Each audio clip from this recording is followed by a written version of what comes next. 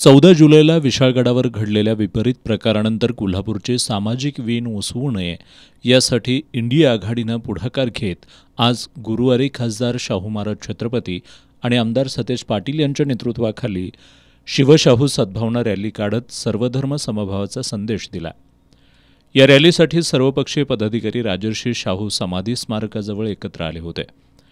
यावेळी छत्रपती शिवाजी महाराजांनी सर्वधर्मीयांना सोबत घेऊन स्वराज्याची स्थापना केली, तर राजर्षी छत्रपती शाहू महाराजांनी सामाजिक परिवर्तनाची लढाई लढल्याच्या भावना व्यक्त करत या दोघांना अभिप्रेत असलेला समाज घडवण्याचा निर्धार व्यक्त करण्यात आला। विशाळगड आणि परिसरात घडलेल्या प्रकाराचा निषेधही यावेळी करण्यात आला।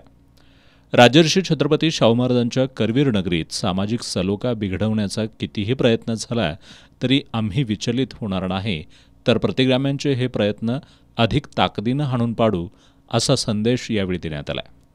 रॅलीपूर्वी उपस्थितांशी संवाद साधताना आमदार सतेज पाटील यांनी विशाळगड परिसरात जाऊन शांतता प्रस्थापित करण्यासाठी खासदार शाहू महाराजांसोबत आपण केलेल्या प्रयत्नांवर जी टीका होतीये त्याबद्दल नाराजी व्यक्त करत दंगल रोखण्यात पोलीस अधीक्षक अपयशी ठरल्याचा पुनरुच्चार केला।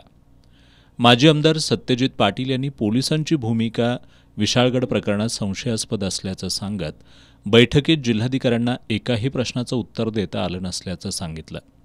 शिवसेनेचे उपनेते संजय पवार यांनी पालकमंत्री हसन मुश्रीफ हे महायुतीमध्ये गेल्यापासून माणुसकी विसरलेत, अशी टीका करत पालकमंत्री मुश्रीफ यांनी विशाळगडावरील दंगलग्रस्त कुटुंबियांची एकदाही चौकशी केली नसल्याचं सांगितलं।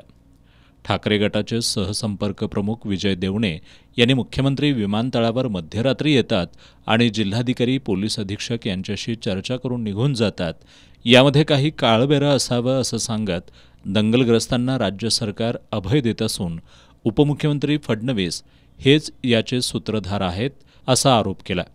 देवेंद्र फडणवीस यांनी उपमुख्यमंत्री आणि गृहमंत्रीपदाचा राजीनामा देऊन माफी मागावी अशी मागणीही देवणे यांनी केली।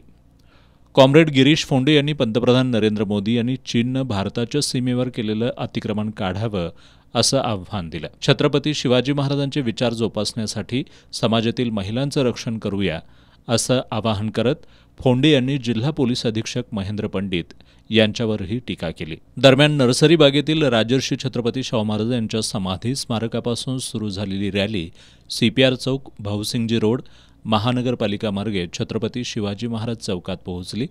तिथं खासदार शाहू महाराज छत्रपती आणि आमदार सतेज पाटील यांनी छत्रपती शिवाजी महाराजांना अभिवादन केलं। या रॅली दरम्यान कोणतीही घोषणाबाजी करण्यात आली नाही।